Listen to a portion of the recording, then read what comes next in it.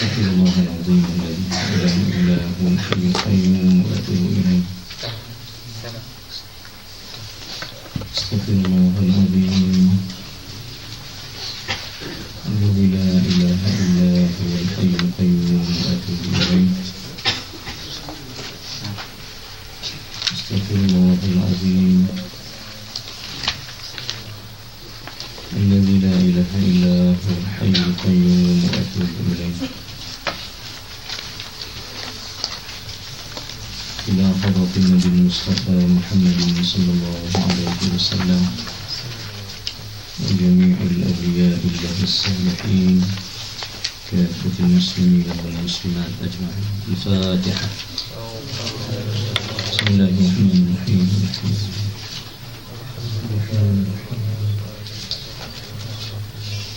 الصلاة والسلام.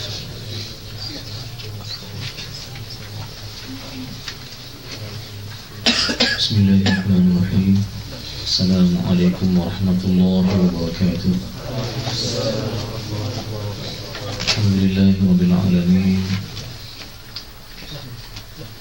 نحمده ونستعينه ونستهديه ونستغفره، نعوذ بالله من شرور أنفسنا ومن سيئات أعمالنا،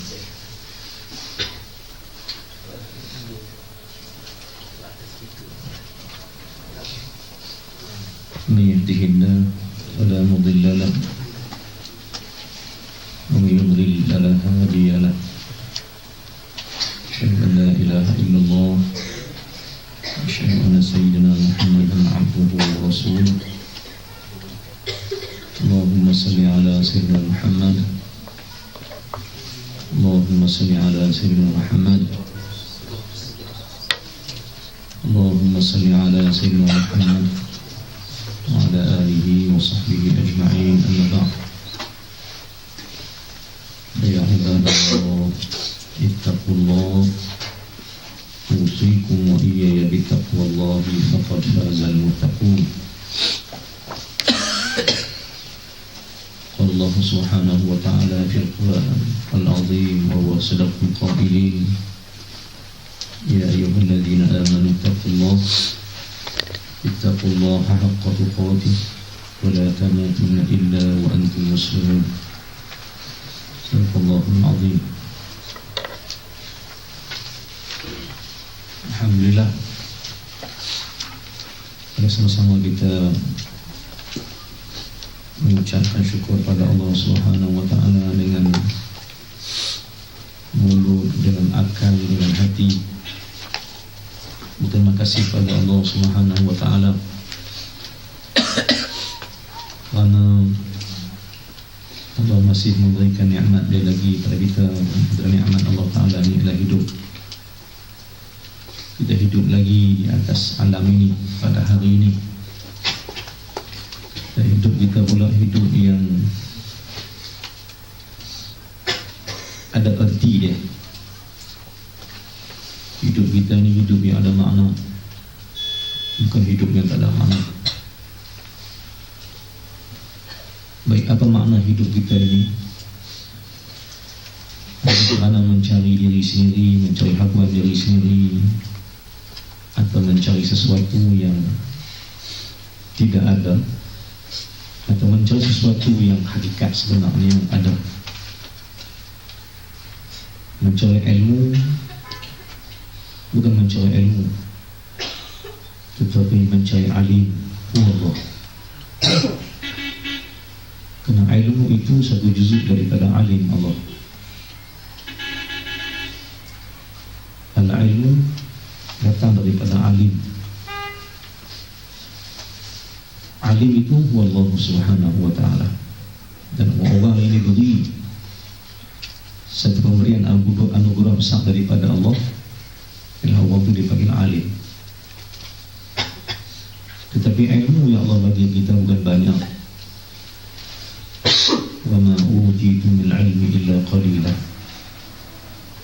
Tidak kuberikan kepada kamu itu ilmu melainkan sedikit. Ilmu ini ditafsirkan ketika mana Nabi Musa AS bertemu dengan Khidir AS. Persoalannya mengapa Musa itu diarahkan oleh Allah Ta'ala bertemu dengan Khidir? Itu soalannya. Mengapa Musa dipertemukan dengan Khidir alaihissalam?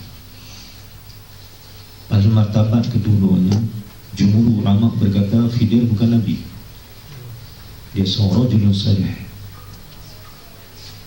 Dan mengapa diminta oleh Allah Ta'ala bertemu dengan Khidir padahal Musa itu Nabi? Di sana ada rahsia besar daripada Allah Subhanahu wa Ta'ala,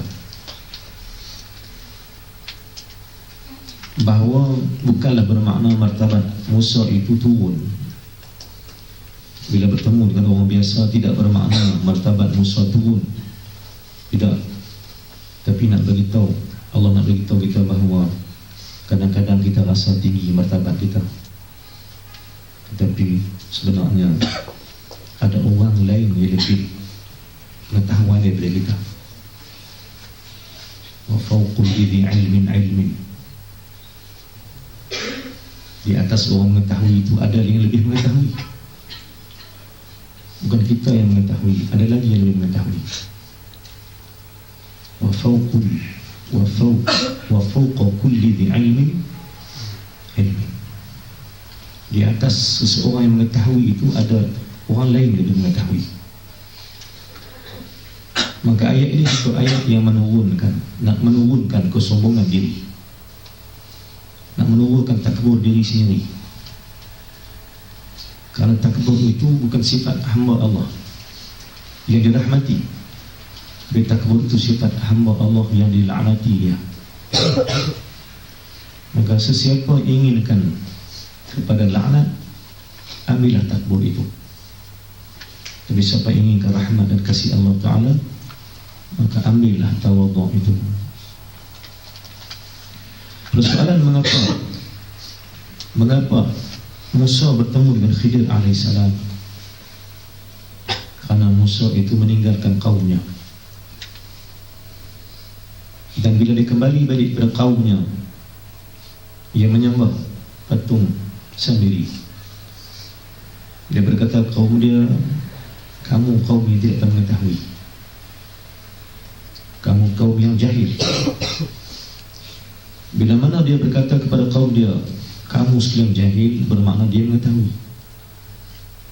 Di atas kalam itulah Allah menyuruh Musa bertemu dengan Khidir alaihissalam, supaya dia mengetahui bahawa ada orang lain lebih mengetahui lebih daripada dia.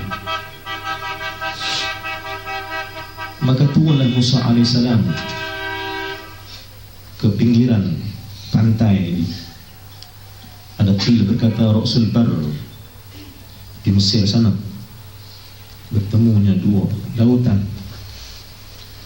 bertemunya dua bahagian air, sebelah air yang masin, sebelah air yang tawar. Dan perkara itu ataupun tempat itu ada di Mesir. Bila bertemu Musa dengan Khidir di tempat itu, isyarat daripada Allah, ada tanda-tanda dia bahawa dia akan bertemu dengan seseorang. Bila nyata tanda itu pada Musa, maka bertanyalah Musa kepada Khidir alaihissalam. Dan bila mengetahui bahawa itu benar Khidir, maka Musa meminta untuk menjadi pengikutnya. Bukan pengikutnya yang biasa, tapi pengikutnya untuk mengetahui satu ilmu lagi. Maka bila baca surah Al-Kahfi, berkatalah Khidir kepada Nabi Musa alaihissalam, kalau kau nak jadi murid aku, kau takkan sabar. فَإِنَّكَ لَنْ تَسْتَطِيعَ مَعِيَ صَبْرًا. Kalau Syu'bah dan Qalub dibaca إِنَّكَ لَنْ تَسْتَطِيعَ مَعِي صَبْرًا, engkau takkan sabar bersama dengan aku. Perkataan sabar itu satu benda yang amat umum untuk ditafsir. Sabar bukan urusan luaran, tapi sabar urusan dalaman. Sabar bukan urusan zahir, tapi sabar urusan batin.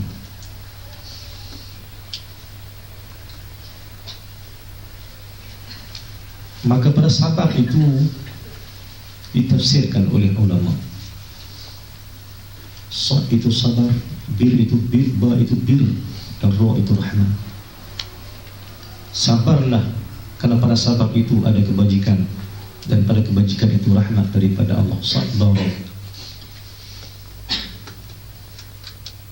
Seperti mana Ustaz pertama kali menjejakkan kaki ke Al-Azhar di Mesir, sampai penerbangan daripada Malaysia itu ke Jordan juga, sehingga transit saat di Alia Tidway Hotel, lebih kurang 1 hari di sana di Amman. Kemudian bertolak petang, bertolak sampai ke Kahirah malam, lebih kurang maghrib hari Khamis. Hari Jumaat, hari Rabu terbang sampai hari Rabu, Khamis awal malam Khamis sampai di Hari Sabi' di Madinah Nas. Pagi esok hari Khamis, ada sahabat kata, esok kita nak bawa kamu ke bersolat Jumaat di Masjid Al-Azhar. Jumaat esok berjumaat, saya pergi dengan dia ke Masjid Al-Azhar untuk solat Jumaat. Kalau kita pergi solat Jumaat ni, kalau kampung kita 1.5 boleh pergi ya. Leceh lah kalau balik Jordan 1.5 rupiah, leceh semua. Ustaz kalau pergi 1.5 baru semayang 1.5 pergi, leceh lah. Kurang kena pergi ke 1 kena ada di masjid dah. Kalau tak jadi khatib 1.5 tak apa lah. Baik, pergi awal ke Masjid Azhar pukul 11 lebih kurang, semayang pukul 12, pukul 1. Tengok dah orang dah melimpah dalam Masjid Azhar. Masuk ke depan, Allah takdirkan duduk di depan betul-betul mimbar. Hari itu yang berkhatib itu, yang berkhutbah itu adalah Imam Masjid Azhar sendiri, itu almarhum Syekh Ismail Adawi rahimahullah, satu ulama Azhar keturunan Sayyidina Umar radhiyallahu anhu. Maka bila berkhutbah, dia berkhutbah, ustaz di bawah dia, tengok dia pembelaan tinggi. Ketika mana dia berkhutbah, ustaz tengok dia, tiba-tiba terringkas dia dalam khutbah tu. Tiba-tiba mata kami bertemu, lidah terkeluh, tak terkata. Dia tak apa, main Jumaat dia cakap nak, dia seorang mana. Jadi saya tengok dia tertengok kita. Maka sebelum Ustaz tengok dia tu, dia tengok Ustaz. Terdetik di hati ini, kata dia, Allah, jika sekiranya Syekh ni jadi Syekh aku lah, alangkah bahagianya aku kalau Syekh ni jadi Syekh aku. Habis setelah Jumaat, ramai yang salam dengan dia. Kami pun cuba bertolak-tolak nak salam dengan dia. Tiba-tiba Allah takdirkan dia nampak Ustaz. Tiba-tiba dia suruh gad dia, pengawal dia tolak orang ke tepi. Pengawal dia buka jalan. Dia tengok Ustaz, dia panggil ta'al dia ni, naik. Jadi bila sampai depan dia, kawan Ustaz kata, Syekh panggil kau. Itu Syekh panggil aku kan? Syekh panggil kamu pergi. Dia buka jalan, Ustaz datang kepada dia. Ustaz datang kepada dia, salam dengan dia. Dia terus tanya, Mada turidu min iyabni? Mada turidu min iyabni? Kau nak apa daripada aku? Itu Ustaz kata, cakap Arab masa tu dia tak bukan.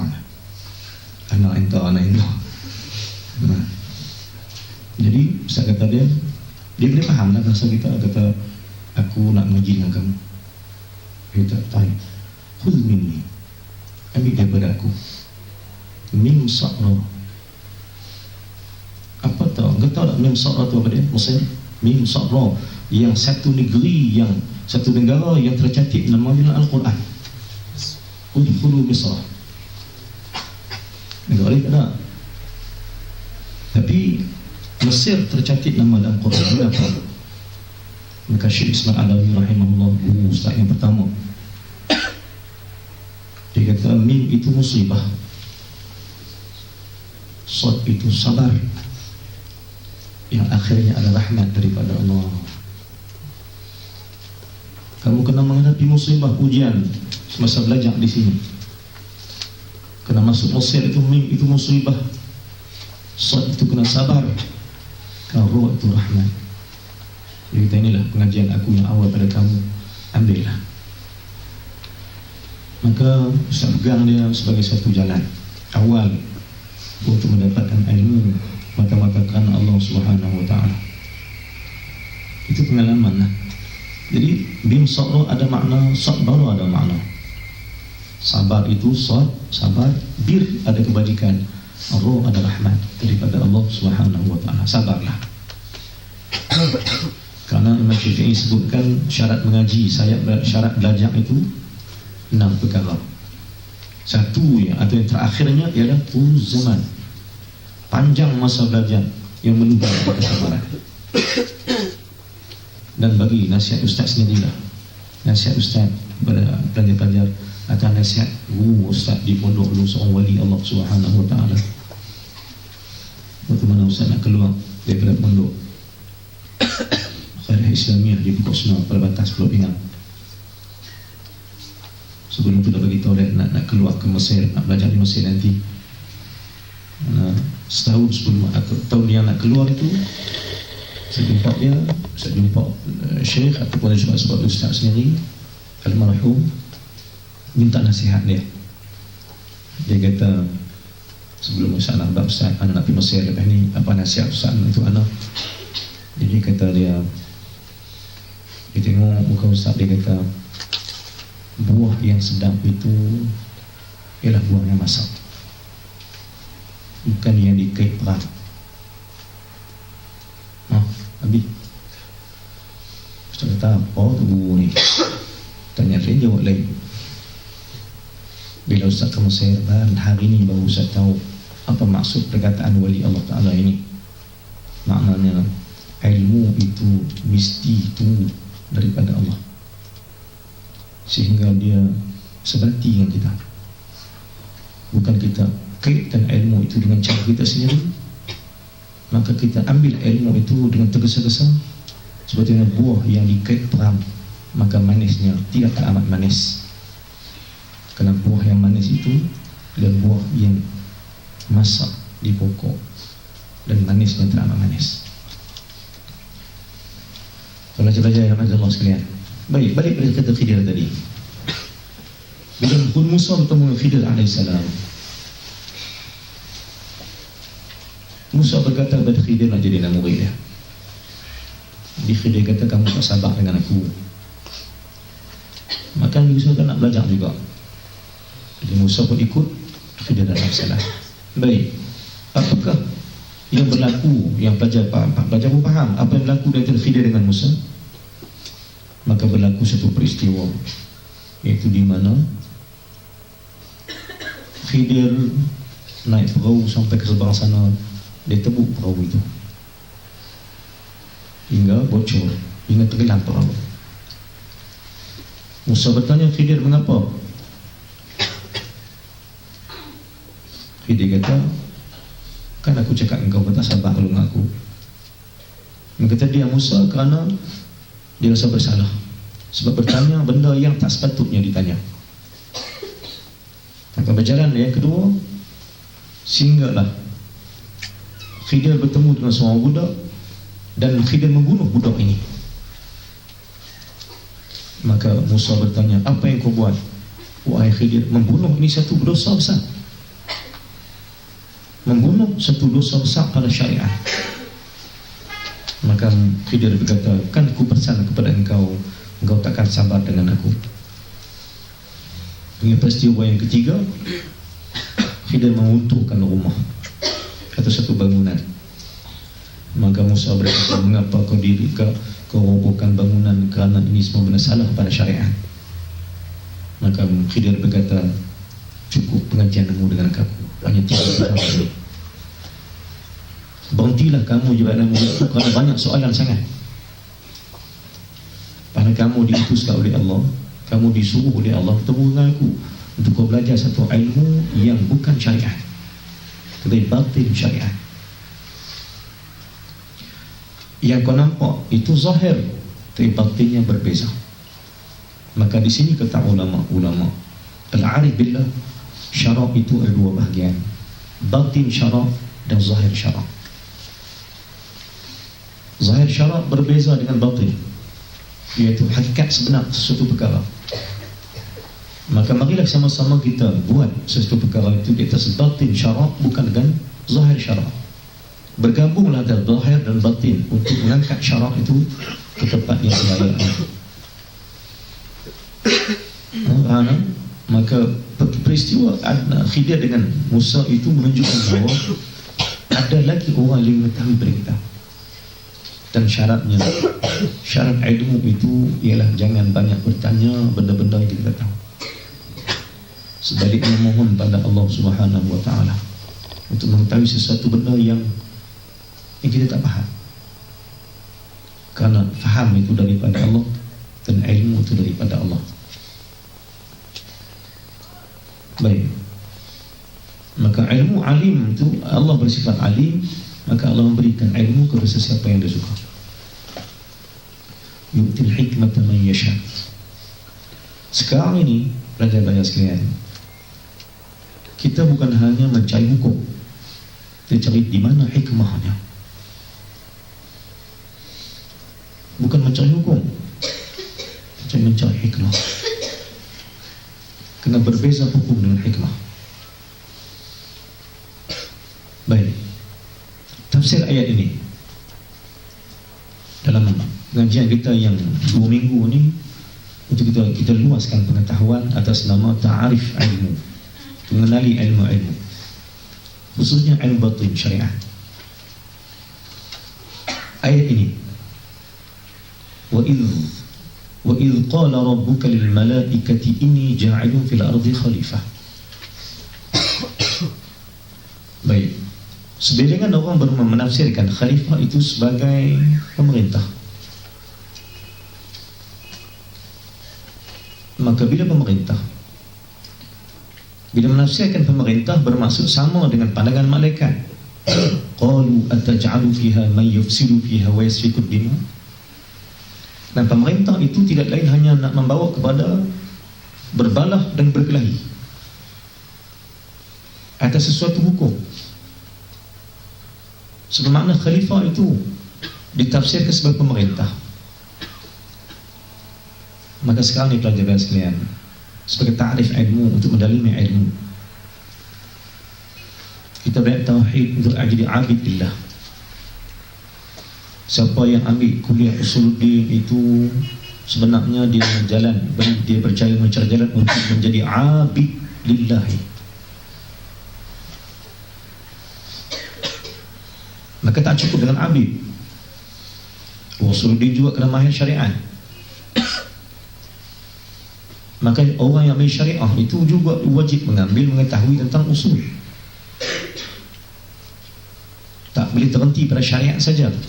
Kerana pertama kita belajar ialah usuluddin. Ini ditafsir oleh Imam Abu Hanifah, dipanggil usuluddin itu dipanggil fiqh akbar, atau ilmu aqidah, atau ilmu tauhid, dengan bermacam-macam nama yang diberikan oleh ulama dalam matan jawrah tauhid. Usuluddin, ilmu aqidah, dia belakang. Baik, belajar ilmu usuluddin untuk menjadi hamba pada Allah. Belajar syariah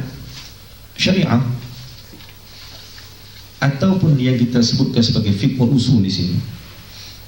Kalau di Mesir dari syariah wal qanun, syu'bah syariah Islamiyah. Baik, belajar syariat untuk jadi apa? Maka belajar syariat itu dia hanyalah di atas jalan hukum untuk menjadi pemerintah.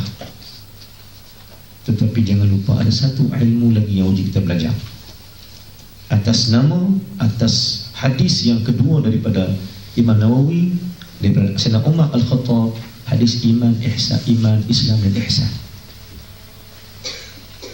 Maka jangan hentikan pengajian pelajar-pelajar di atas syariat saja ataupun usuluddin saja. Hari ini kita nak berhentikan pengajian kita kedua-duanya itu Di bawah satu tajuk itu di mana ihsannya, di mana ihsannya syariat dan di mana ihsannya usul. Apa ihsan? Kebaikan. Bukan berhenti di atas syariat, bukan berhenti di atas usul, tetapi berhenti di atas ihsan pada Allah. Jadi kata ulama, belajar usuluddin itu untuk menjadi abid pada Allah. Belajar syariat itu untuk menjadi orang yang menegakkan hukum supaya menjadi abid pada Allah. Dan belajar akhlak ataupun ihsan ataupun diterjemahkan pada zaman Imam Ghazali dan selepas itu dipanggil sebagai ilmu tasawuf. Maka belajar tasawuf, akhlak itu, tulang Ustaz ulang balik, tasawuf itu ialah ilmu akhlak atau ilmu ihsan. Kalau orang kata Nabi tak pernah ajak tasawuf, betul, kerana Nabi ajak akhlak. Nabi bukan ajak syariat saja, Nabi ajak akhlak. Baik, contohnya macam mana? Hadis yang masyhur yang ada, yang kita bisa dengar, yang pelajar-pelajar bisa belajar. Ja'a Arabi il-masjid wa bala fil masjid. Datang seorang Arab Badui datang ke masjid dan dia buang air kecil di masjid. Apa hukum yang Nabi ambil pada diri dia? Apa hukum yang Nabi ambil? Ihsan. Ihsan itu berlaku ketika itu. Bukan hukum, tapi hikmah. Anda faham? Bukan hukum yang berlaku, tapi hikmah yang berlaku. Ketika mana Arabi itu datang dan dia buang air kecil, sedang terkencing di masjid. Apa Nabi buat? Da'uhu, tinggalkan dia, biar dulu. Nabi kata pada Umar sehingga selesai. Kemudian dipanggil Arab itu dan nasihati dia. Baik, apa hukum berlaku? Hukum atau hikmah? Jawab, hikmah. Maka ini kita faham, di sana ada ihsan. Sekarang ni kita belajar usuluddin menjadi hamba Allah, abdi ila Allah atau abdun. Belajar syariat untuk menjadi orang yang menegakkan hukum atas nama pemerintah, pemimpin. Tapi jangan lupa, Nabi bukan yang pemimpin, tapi Nabi itu muslih. Maka belajarlah ihsan atau akhlak atau tasawuf itu untuk menjadi seorang muslih kepada Allah Ta'ala, bukan hanya penegak hukum. Ini yang kita usah, yang pelajar-pelajar kita semua kena faham. Kita bukan hanya berjuang menegakkan hukum semata-mata, tapi kita nak mengangkat hikmah kepada masyarakat. Bukan meninggalkan hukum, tapi memberi hukum yang hikmah. Sebab Allah berfirman, yu'til hikmata man yasha wa man yu'tal hikmah faqad utiya khairan katsira. Surah Al-Baqarah. Maka barang siapa yang dikenaki oleh Allah Subhanahu wa ta'ala, Allah akan berikan ilmu hikmah. Dan barang siapa diberi ilmu hikmah, sesungguhnya dia telah diberi satu kurniaan yang terbesar daripada Allah. Maka hikmah itu berada pada ihsan. Hikmah tidak berada pada syariat hukum, kerana hukum tidak pernah jadi hikmah. Kerana hikmah berada pada ihsan atau akhlak. Maka Nabi datang dengan membawa adab dan akhlak, bukan menegakkan hukum semata-mata. Jangan salah faham, kita tak bermaksud meninggalkan hukum, tapi kita mengambil hukum untuk menegakkan hikmah dalam masyarakat. Apa hikmah? Ihsan dalam hadis Nabi.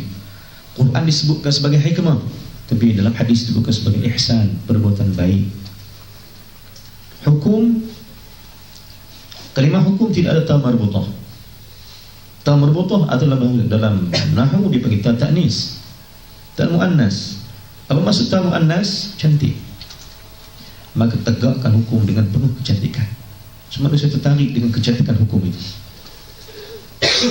Kerana hukum itu nampak kasar, tidak ada mim, tidak ada ta marbutah di belakang. Tapi tukarkan hukum menjadi hikmah, hakaf minta, yang bermaksud hikmah itu Maka sekarang kewajipan bagi kita sekalian meletakkan hikmah dalam masyarakat.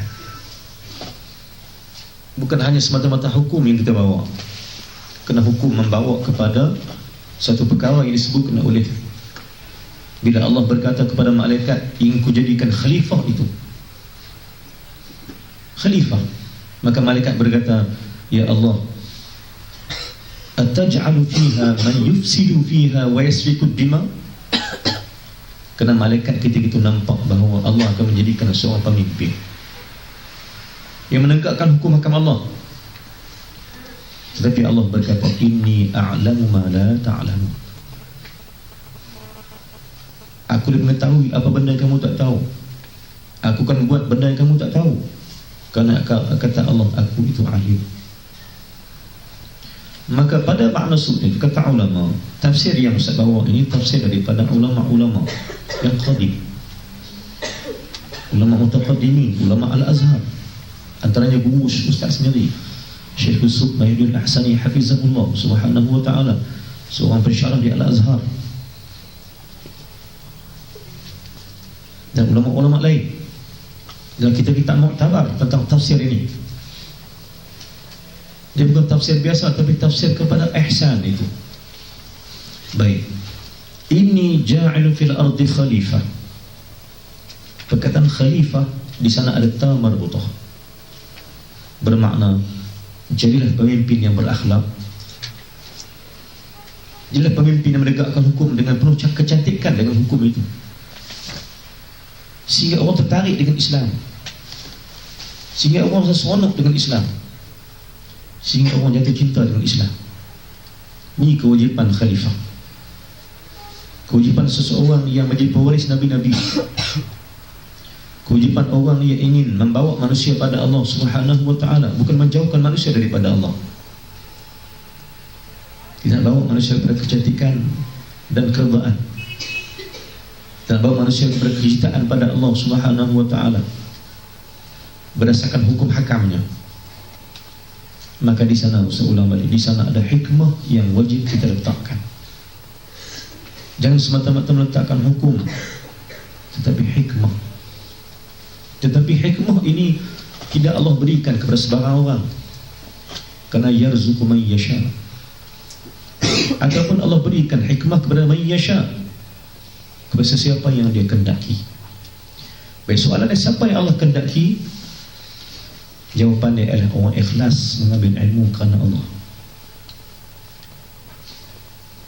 Kerana al-ikhlasu sirrun min asrari. Ikhlas itu rahsia aku, kata Allah.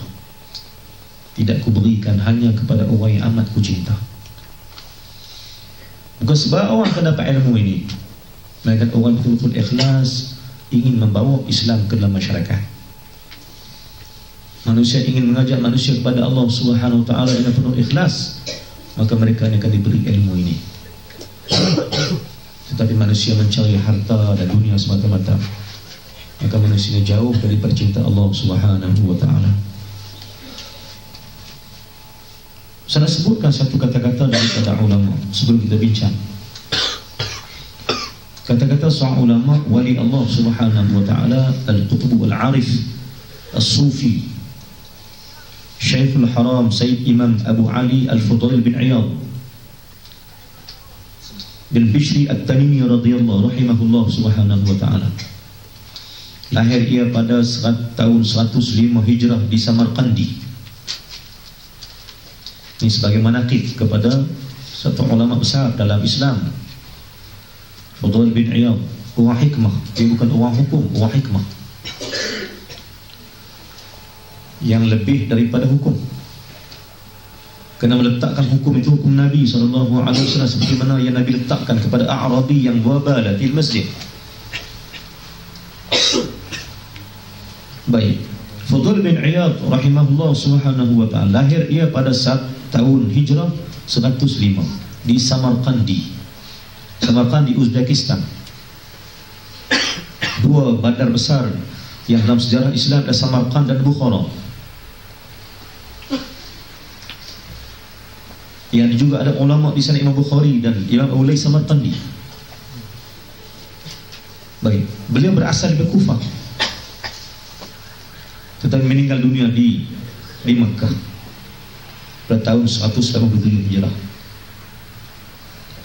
Beliau merupakan seorang alim sufi salafus salih yang dibanggakan oleh agama Islam, yang terkenal dalam sejarah Islam, seorang yang ilmu hikmah yang terhebat di zamannya dan hingga ke ini. Fudail bin Iyad rahimahullah subhanahu wa ta'ala.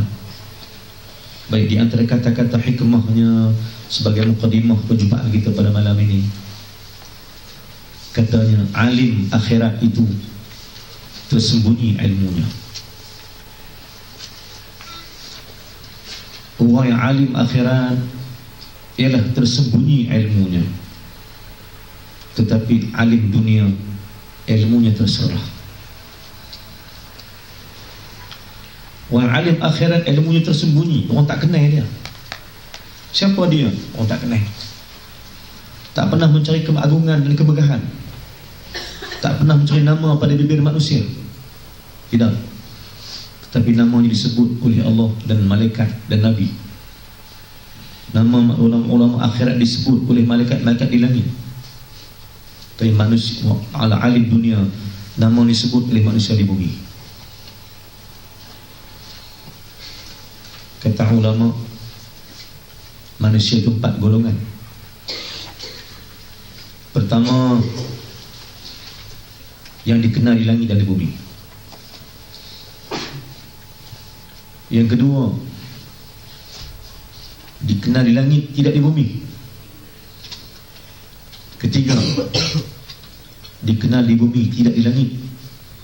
Dan keempat, tidak dikenal di bumi dan langit. A'udzubillah. Ulang. Manusia ada 4 martabat. Pertama, dikenali di langit dan bumi. Siapa mereka? Dikenal langit dan bumi. Perlu langit pun kenal, perlu bumi pun kenal. Siapa mereka? Yang kedua, dikenali di langit tidak di bumi. Contohnya Uwais Al-Qarni radhiyallahu anhu. Langit kenal, bumi tak kenal. Sehingga Nabi berkata, Nabi khabarkan kepada Umar Al-Khattab, barulah Umar mengetahui ada seorang yang lebih hebat di zaman mereka. Dikenal langit, tak kenal bumi. Yang ketiganya, ada manusia yang dikenal di bumi tapi tak kenal langit. Orang kafir, dia mencari nama di bumi, namanya terselah sampai ke seluruh penjuru dunia.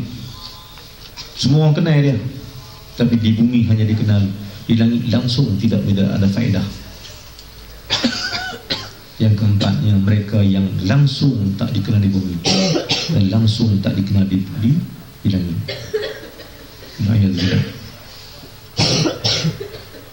Maka kata Fudail bin Iyad, alim akhirat itu ilmunya tersembunyi, dirinya tersembunyi di kalangan orang-orang yang tersembunyi.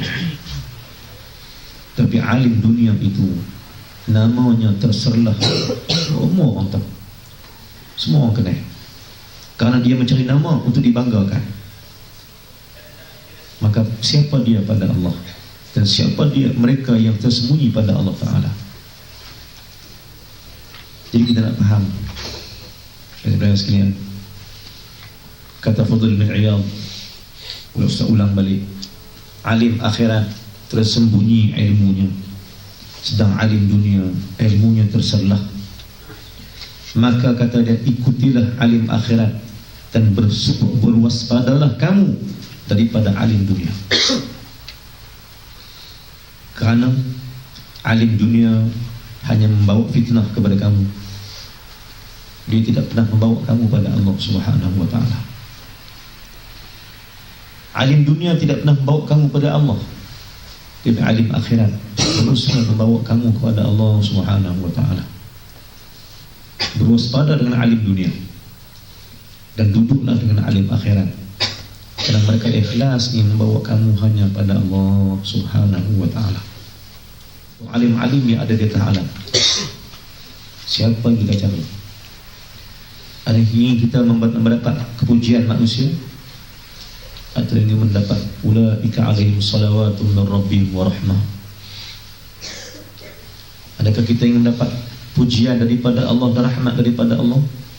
Wa ulaikumul muhtadun, atau mereka mencari nama pada manusia yang langsung dilupakan oleh manusia bila mereka menanti dan bertemu dengan Allah Ta'ala. Maka ilmu hikmah itu ada pada Khidir alaihissalam, tapi ilmu hukum ada pada Musa alaihissalam.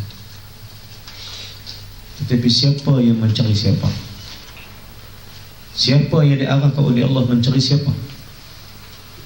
Maka nyata ketika itu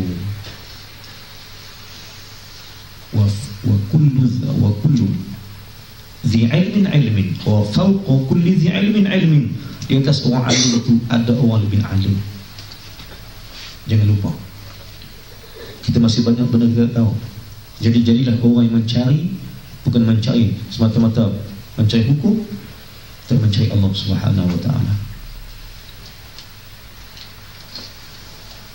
Bila mana Allah berkata kepada Adam, kepada malaikat bahawa Allah nak ciptakan Adam itu yang jadikan khalifah, maka malaikat menentang Allah Ta'ala. Bukan menentang, tapi membalas kalam Allah Ta'ala itu dengan berkata, adakah ya Allah engkau ingin jadikan manusia itu atau makhluk itu yang hanya mengucap-kacirkan alam,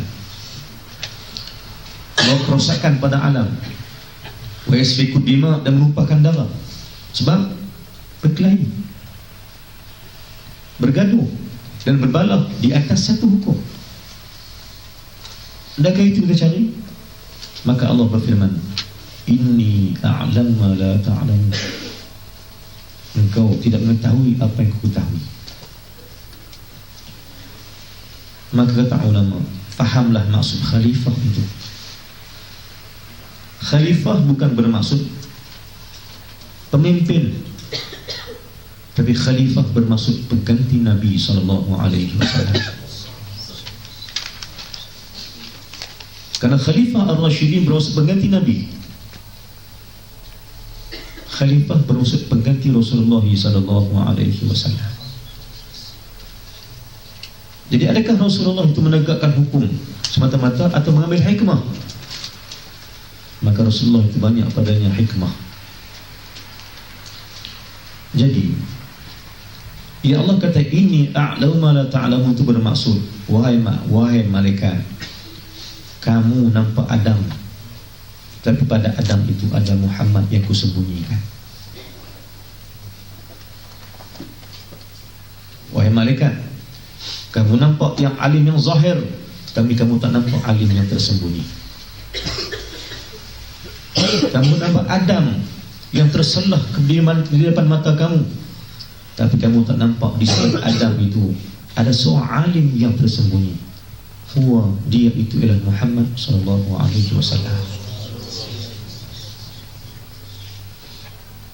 Itu maksud khalifah. Dia bukan penegak hukum, tapi muslih lil ummah. Nabi itu datang untuk membawa hikmah ke dalam masyarakat. Maka tajuk yang kita bincang ini, kita cuba nak mengelak daripada apa yang malaikat berkata bahawa kami ini yang kau jadikan, ciptakan manusia itu hanya untuk berkelahi, hanya untuk berbalah-balah dan menumpahkan darah, yang akhirnya berbunuh-bunuhan. Mahukah kita tak bercakap sama dengan sahabat? Kerana khilaf ataupun ikhtilaf di atas yang kita sama-sama berlaku, atas kata ini kita berkelahi, tak bertegur sapa, jumpa tak bersalam. Mau begitu? Sedangkan Nabi sebelum hadis, di antara orang yang dilaknat oleh Allah Ta'ala, yang soalannya tak diterima oleh Allah, ialah orang yang tidak bertegur sapa lebih bertiga hari. Sampai dalam hadis, Allah tidak menerima solat orang yang berkelahi, bermusuh, tak bertegur sapa lebih dari 3 hari. Maka kita menegakkan hukum, tiba-tiba kita ditolak oleh Allah Ta'ala. Begitu. Kita nak jadi orang diterima oleh Allah Subhanahu Wa Ta'ala. Jangan lupa bahawa Allah itu bersifat rahim. Nabi itu bersifat rahmat, maka marilah kita menjadi orang yang membawa rahmat dalam masyarakat, membawa hikmah dalam masyarakat, bukan mengucap-ngacirkan masyarakat, bukan nak bagi manusia berkelahi dan sebagainya. Hukum tetap hukum, tidak pernah ada yang halal itu haram, yang haram itu halal, tidak. Tapi di sebalik hukum itu ada hikmah, jangan lupa.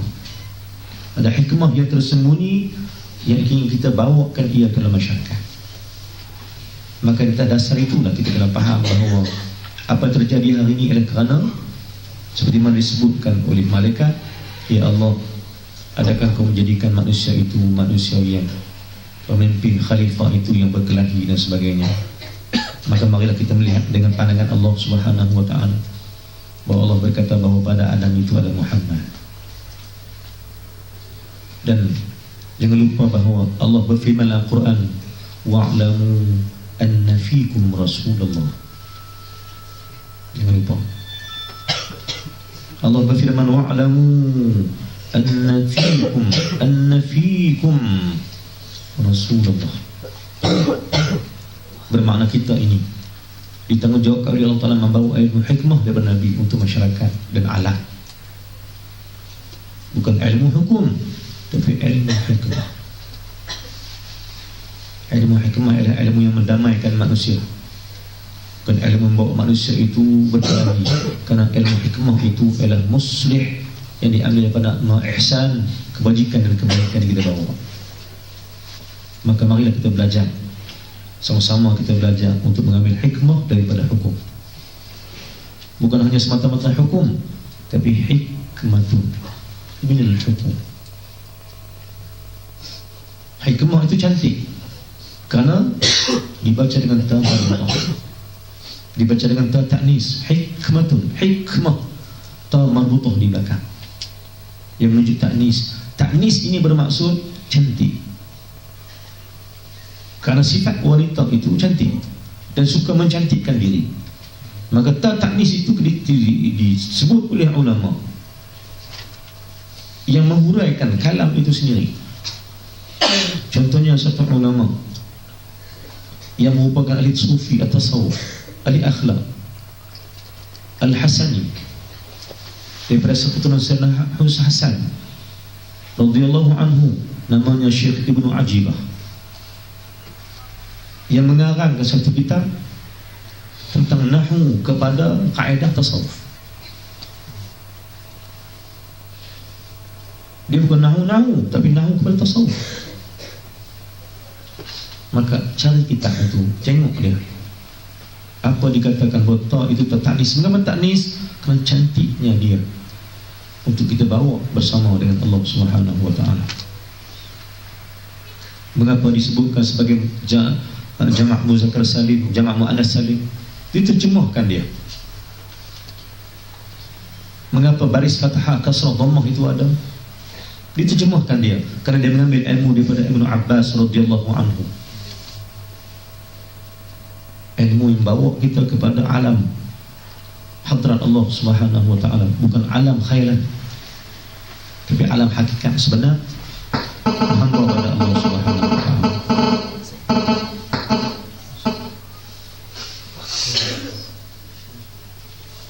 Baik, kita sambung balik insya-Allah. Kita buka kotak kerja insya-Allah. Kerja yang ada di tangan pelajar-pelajar sekalian dan kerja yang ada yang ditulis kena program Ustaz bersama dengan Al-Fadhil Profesor Madya Ustaz Salih Haji Ahmad. Ini beliau merupakan adik kepada Mufti Provinsi hari ini, Datuk Seri Hasan Haji Ahmad. Profesor Madya Ustaz Salih Haji Ahmad ni sekarang dia bertugas di UIA sebagai pensyarah jemputan. Dulunya dia dekan fiqh usul di Universiti Melaya. Start dari sejak daripada tahun 90 lebih, 99 lebih kurang, sampai sebelum itu sampai ke tahun 2003 pendidikan fiqh dan usul di Universiti Melaya. Kemudian dia berhenti, dipinjamkan jadi pensyarah jemputan di UIA hari ini, dan pernah bertugas menjadi presiden atau YDP Persatuan Ulama Malaysia. Profesor Madya Ustaz Salih Haji Ahmad. Pelanggan kata raja ni Ustaz bawa, Ustaz ambil daripada apa yang ditulis dia terbitkan oleh Jabatan Mufti Negeri Pulau Pinang yang dia bentangkan pada program, dalam program yang dianjurkan oleh Jabatan Mufti bersama dengan Institut Ngaji Ar-Razi dulu dalam seminar pengembangan ilmu yang dianjurkan oleh Jabatan Mufti Pulau Pinang dengan kerjasama Institut Ngaji Ar-Razi pada tahun 2007. Kan, pada tahun 2004 bersama di Perbatas Perabatan Utara pada tahun 2004. Maka buku ni buku yang baik untuk kita sama-sama melihat kepada apa yang kita inginkan, iaitu mengkaji tentang apa yang dimaksudkan dengan apa sesuatu perkara yang berlaku pada hari ini, kita faham tentang khilaf dan ikhtilaf.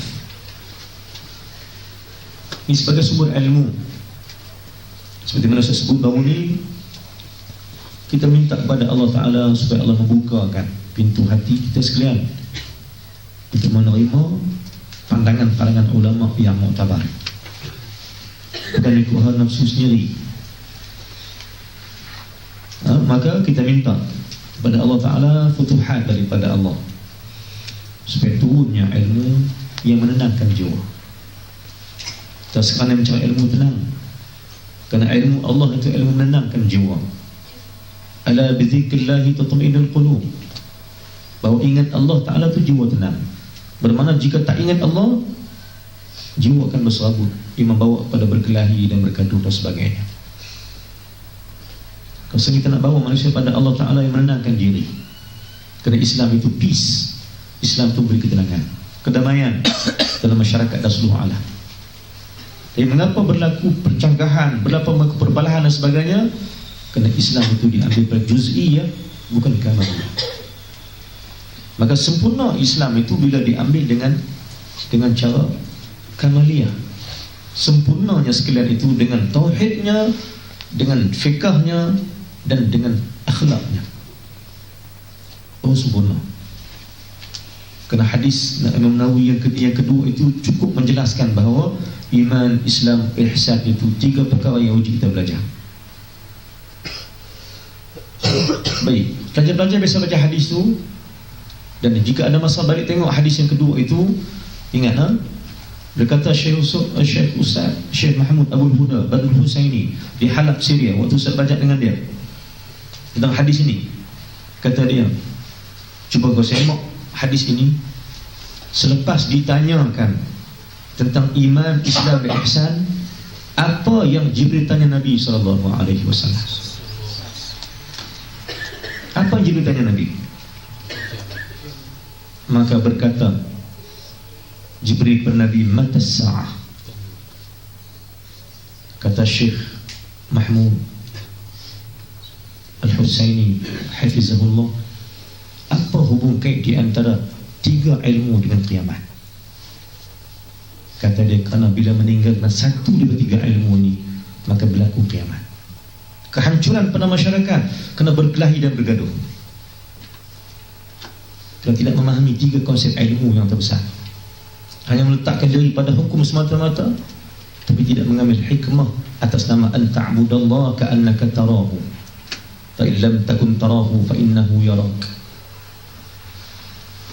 Maka selepas perkataan itu datang perkataan mata sa'ah. Soalan dia, mengapa ada soalan as-sa'ah di sana? Kata ulama yang memahami kalimah ini, jika tidak 3 ilmu ini diambil, maka akan berlaku kiamat, yakni huru hara dan kehancuran dalam masyarakat dan dunia seluruhnya, kerana tidak ada ilmu hikmah. Dan lagi akhir kepada hadis itu, Nabi berkata, Nabi tanya sahabat-sahabat lepas lelaki-lelaki itu keluar daripada majlis itu, Nabi tanya, kamu tahu tak siapa yang datang tadi? Sahabat kata, Nabi, kami tak kenal siapa lelaki-lelaki itu. Nabi berkata, atakum Jibril. Jibril datang, itu Jibril. Yu'allimakum dinakum. Dia mengajar kamu agama kamu. Bermakna agama Islam ini bukan terhenti pada syarak semata-mata, tapi berhenti dia pada ihsan, akhlak. Iman, Islam dan ihsan. Itulah agama kita.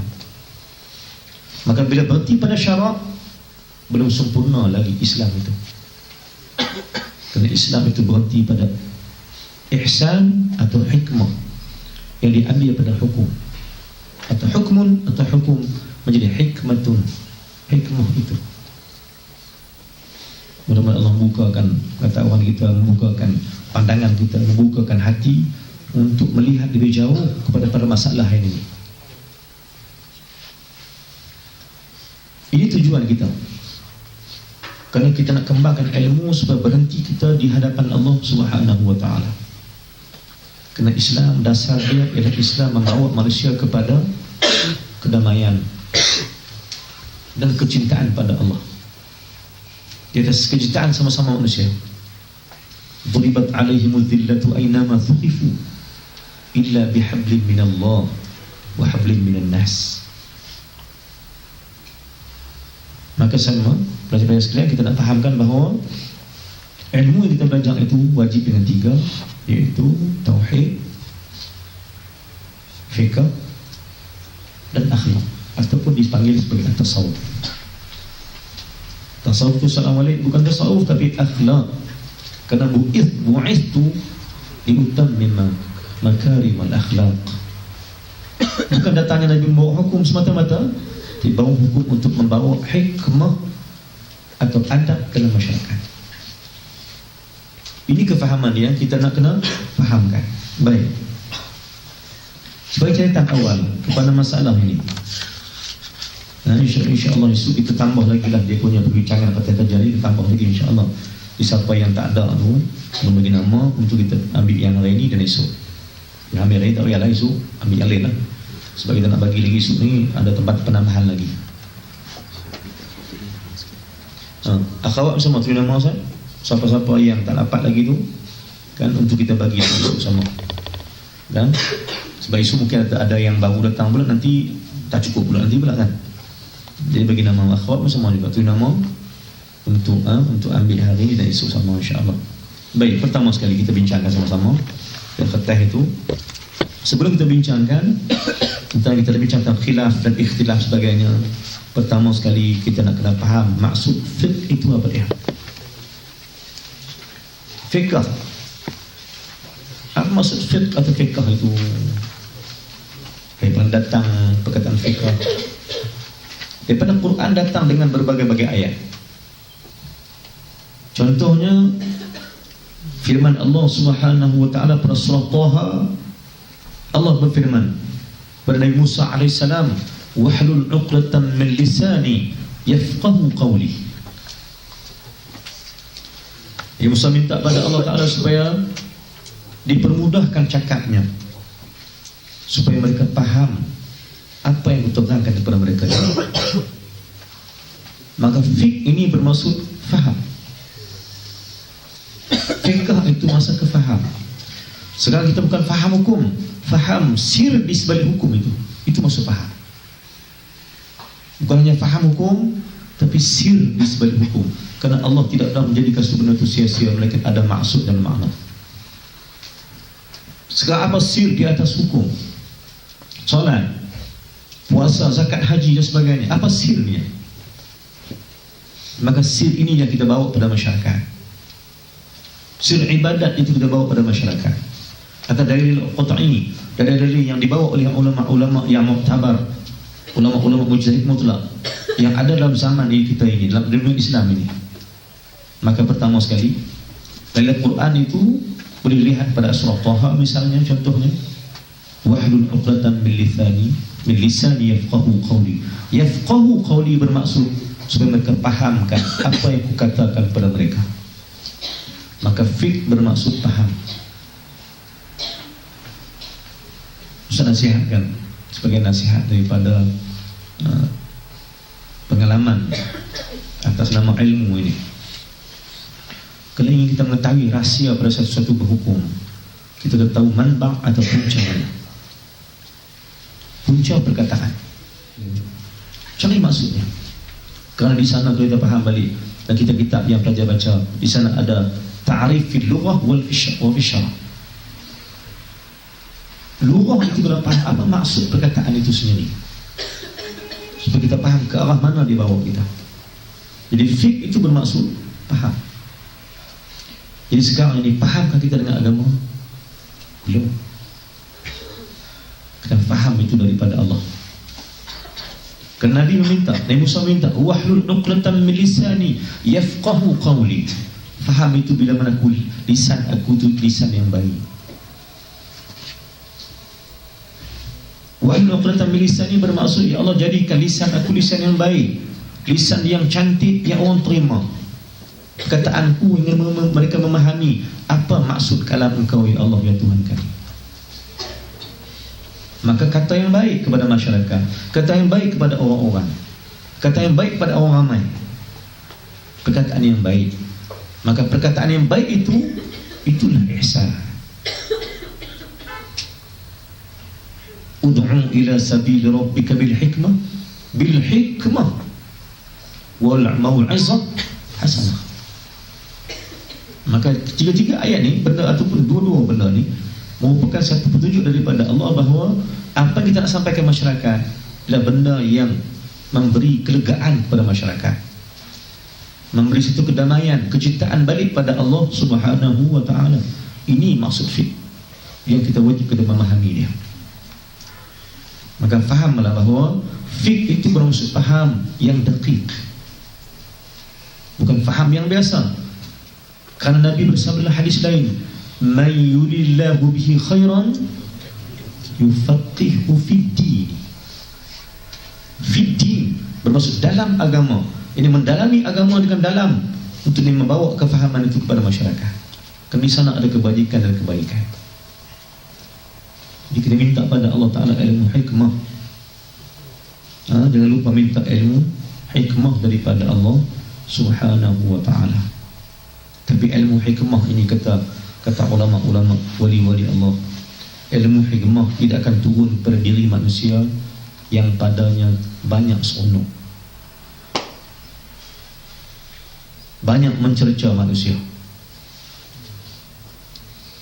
Ilmu hikmah takkan turun pada diri manusia yang banyak seronok dan banyak mencerca,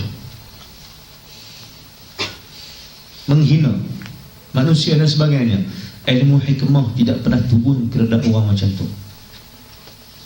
Kerana ilmu hikmah turun pada dada yang padanya sifat rahim dan kasih daripada Allah. Kata ulama, ilmu hikmah tidak akan turun kepada manusia dalam hati manusia yang padanya banyak seronok, sombong, mengumpat, mengeji, mencaci, dan khususnya pada jiwa yang pendendam dan sebagainya. Maka marilah sama-sama kita hiasi jiwa kita ini dengan air yang baik. Macam mana Ustaz sebut dulu minggu lepas, sama juga malam ini Ustaz sebutkan satu misal untuk pelajar-pelajar faham. Air ini tidak akan nampak jernih jika sekiranya cawannya tak jernih. Boleh faham tak? Kiasan. Air ini tak akan nampak jernih jika sekiranya cawan ini cawan yang kotor. Maka ilmu tidak akan jernihkan jiwa jika cawan-cawan hati ini kotor, dengan dendam, dengan permusuhan, dengan sombong, dengan riak, ujub dan sebagainya. Kerana dia menyebabkan hati itu menjadi hati yang kotor, dan ilmu yang masuk padanya juga menjadi kotor. Baik, sambung. Maka fiqh bermaksud faham, memahami sesuatu itu dengan dalam. Baik. Pada awal istilah fiqh ini, sebagai penambahan, pada peringkat awal fiqh ini dimaksudkan dengan, maksud fiqh itu pada peringkat awal dia, maksudnya ialah semua hukum hakam agama yang dibawa oleh syariat Islam, sama ada hukum hakam itu berkaitan dengan akidah, akhlak, ibadat dan muamalat. Itu maksud awal pada fiqh. Semua hukum hakam agama yang dibawa oleh syariat Islam, sama ada hukum hakam itu berkaitan dengan akidah, akhlak, ibadat, muamalat dan sebagainya. Itu peringkat awal, ta'arif pada fiqh yang awal. Kemudian bertukar ia, perubahan berlaku untuk mendakikkan maknanya, jadi mendalami maksud itu, hingga menjadi fiqh itu dimantapkan dengan maksud fiqh itu dimantapkan dengan makna mengetahui hukum hakam syarak yang amali berdasarkan dalil-dalil tafsiri dan juz'iyah. Ini maksud fiqh sampai hari ini. Saya ulang balik. Maksud fiqh itu ialah mengetahui dalil-dalil syarak atau hukum-hukum syarak yang amali. Maksud fiqh yang mantap ialah mengetahui hukum hakam syarak yang amali dengan berdalilkan dalil-dalil tafsili atau juz'i. Kata siapa ini? Kata Abu Al-Karim Az-Zaidan dalam kitab dia Al-Wajih. Ini masalah hukum awal ataupun maksud fiqh yang awal, dan penambahan kepada maksud yang kita nak bincang ini. Pahami dulu, itu tarif awal kepada maksud fiqh itu. Baik, maka yang pertama tadi kita bincang balik, fiqh itu bermaksud faham dari dalam Quran lah ni hadis. Sesiapa yang nak, bila mana man yurillah, atau siapa yang dikendaki oleh Allah Ta'ala padanya kebajikan dan kebaikan, maka Allah berikan ia faham dalam agama, yakni faham yang jitu, faham yang mendalam dalam bidang agama. Allah yang memberi faham. Jadi kita minta Allah memahamkan kita supaya kita faham apa itu maksud fiqh, dan apa itu syarak, apa itu hukum, dan hukum itu diterjemah menjadi hikmah kepada masyarakat.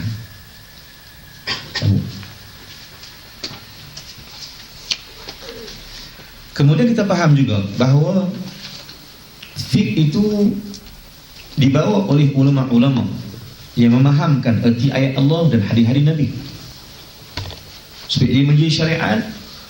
Maka kefahaman itu diletakkan oleh ulama-ulama, dan kita faham fiqh ini dibahagikan oleh ulama kepada mazhab-mazhab.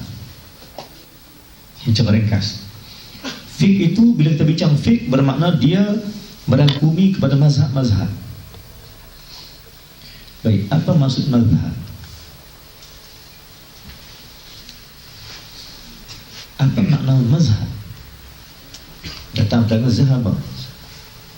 Apa zahaba? Pergi ke mana? Pergi kepada Allah. Maka mazhab bermaksud tempat pergi, tempat untuk bawa kita kepada Allah Subhanahu wa ta'ala.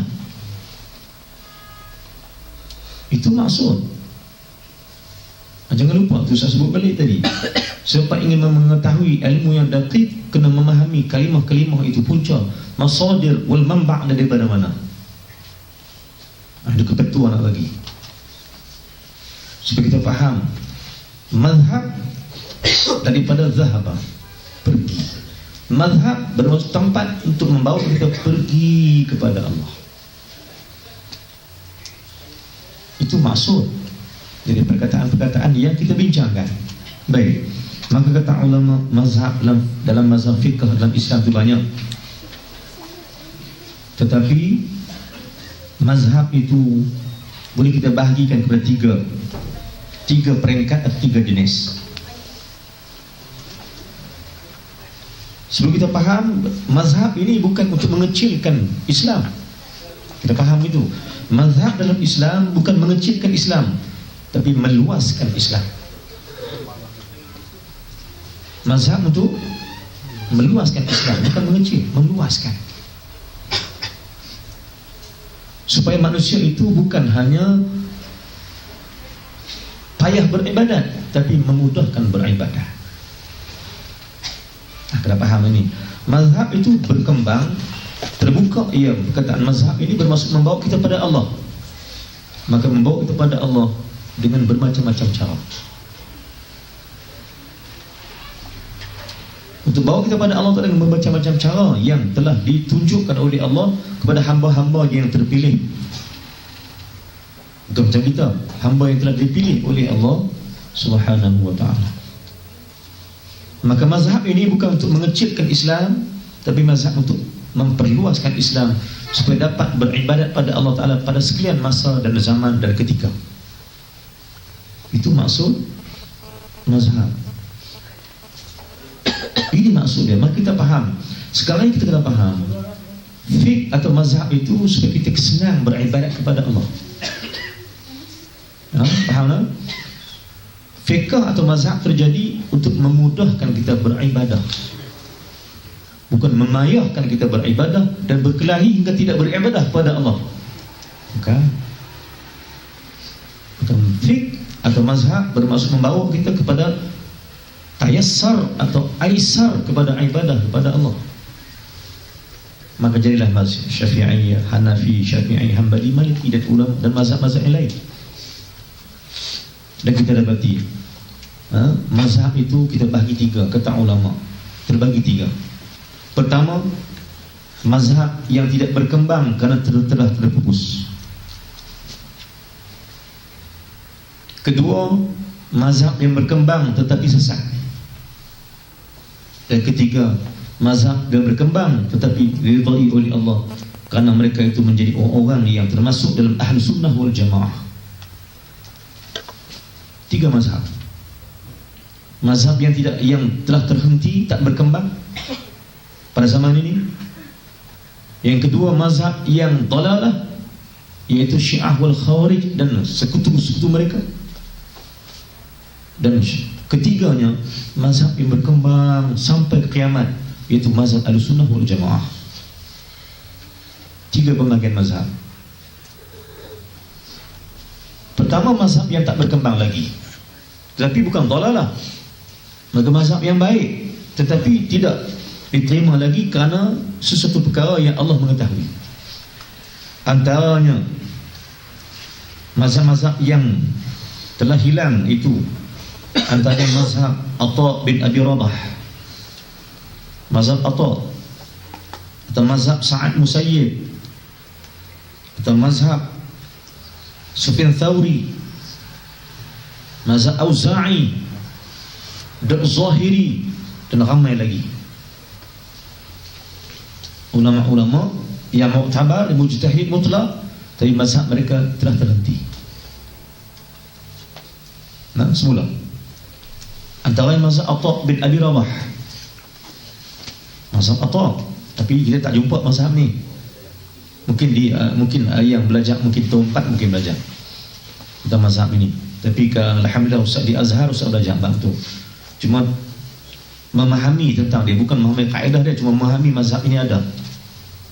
Mazhab kedua yang telah hilang, tapi mazhab yang cukup baik dulu, hilang hari ini, mazhab yang dipelopori oleh seorang ulama tokoh akhlak, iaitu Sa'ad Musayyib. Boleh baca Sa'ad Musayyib dan boleh baca Sa'ad Musayyib, boleh baca. Kemudian lagi siapa? Sufyan Ats-Tsauri. Lagi Imam Auza'i. Lagi Ad-Daud Az-Zahiri. Ini ulama-ulama yang pada mereka mazhab tetapi telah hilang. Baik, yang kedua, mazhab-mazhab yang dalalah, masih hidup, kekal berkembang dan diberi perhatian, tetapi telah terkeluar daripada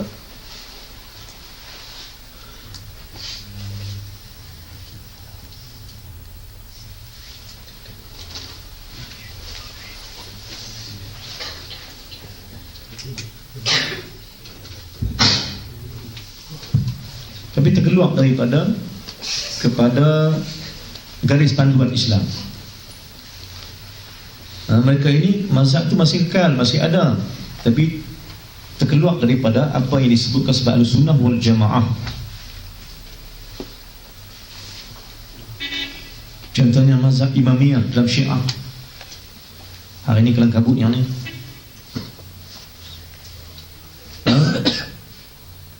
mazhab Ibadiyah dari golongan Al-Khawarij, dan mazhab-mazhab yang lain. Tapi yang dua inilah paling dahsyat sekali. Syiah dan Khawarij sentiasa mengembangkan fahaman mereka, tapi tak diterima kerana mazhab mereka mazhab yang dalal. Tapi berwaspada kerana mereka wujud dalam masyarakat. Benar, mazhab ketiga yang berterusan sampai ke bila-bila, sampai hari kiamat, ialah mazhab Imam Abu Hanifah, yang Malik bin Anas, Imam Syafi'i, dan Imam Ahmad Hanbal radhiyallahu anhu alaihim ajma'in. Baik, maka itu perbezaan, itu permasalahan yang kita bincang sikit insya-Allah. Kemudian kita masuk dalam konsep ikhtilaf atau khilaf pada kerja yang kita bukakan sama-sama insya-Allah pada muka surat yang ketujuh. Ikhtilaf atau khilaf ini 5 minit kita mau 9:30 kita mau insya-Allah. Ikhtilaf atau khilaf ini bermaksud, tengoklah dalam kata khilaf atau ikhtilaf, dua perkataan yang kita nak kena faham. Apa itu khilaf dan apa itu ikhtilaf? Ingat, hadis Nabi kata apa? Adakah Nabi kata khilaf ummati rahmatun atau ikhtilaf ummati rahmatun?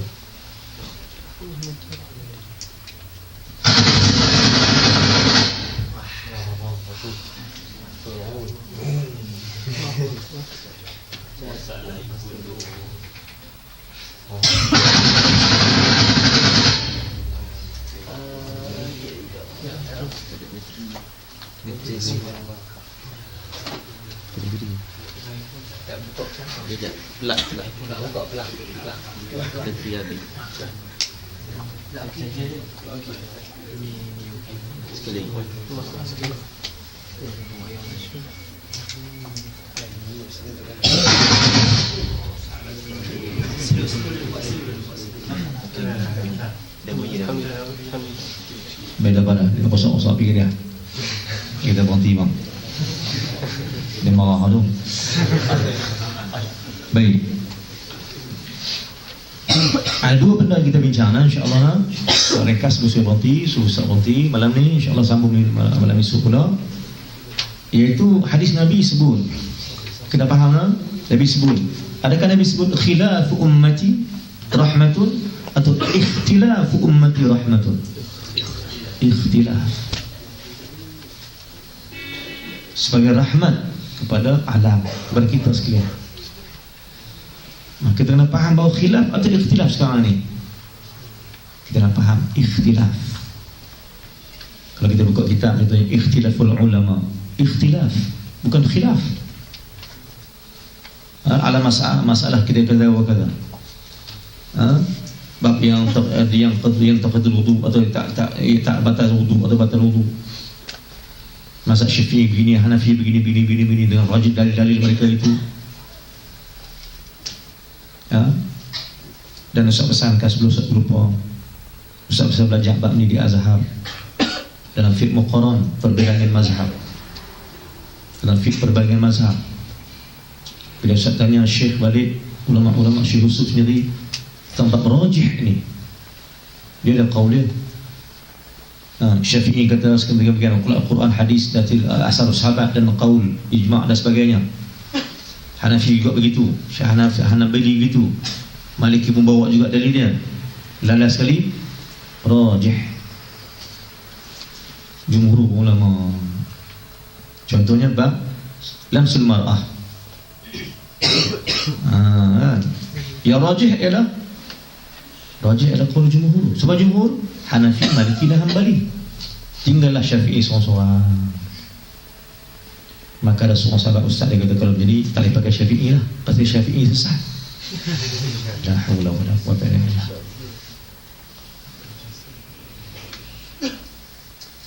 Pasal tak rajih. Hanafi rajih pada qaul dia. Semua rajih belaka.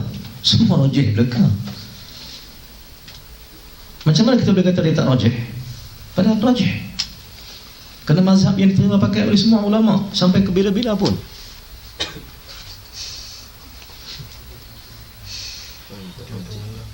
Citra kok di sini lah.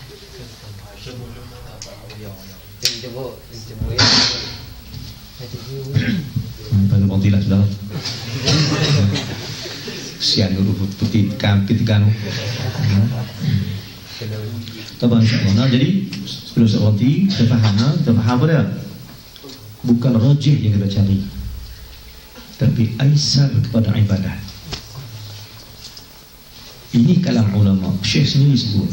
Bila Ustaz tanya dia, kalau begini macam yang mana aku nak ambil, sedangkan yang rajih itu qaul daripada orang lain. Tapi Syekh kata bukannya rajih, tapi aisar. Apa kita cari itu bukan rajih, tapi kita cari aisar, bermaksud yang memudahkan kita beribadat kepada Allah di atas dalil-dalil yang qat'iyah. Faham?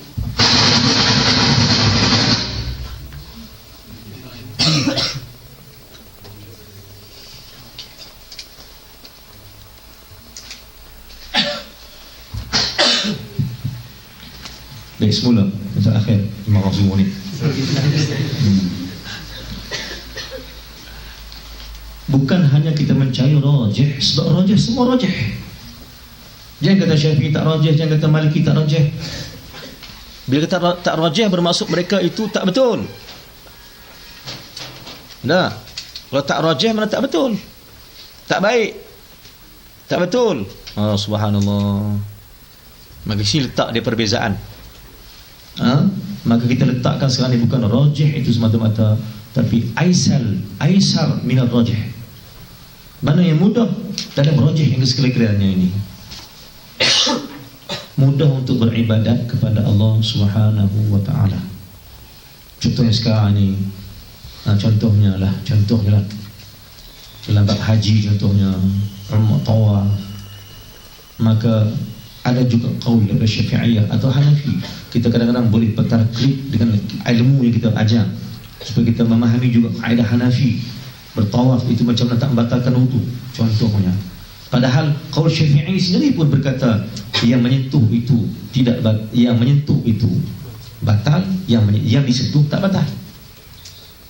Qaul banyak. Dan jangan lupa juga Syafi'iyah juga ada dua qaul, qadim wa jadid. Qadim jadid. Sambung insya-Allah malam esok insya-Allah. Bismillahirrahmanirrahim. Alhamdulillah wassalamu ala rasulillah wa ala alihi wa sahbihi. Allahumma ighfir lana dhunubana wa la وزدنا علما نافعا وعملا صالحا ربنا آتنا في الدنيا حسنة وفي الآخرة حسنة وقنا عذاب النار صلى الله عليه وسلم وعلى آله وصحبه وسلم والحمد لله رب العالمين. السلام عليكم ورحمة الله وبركاته.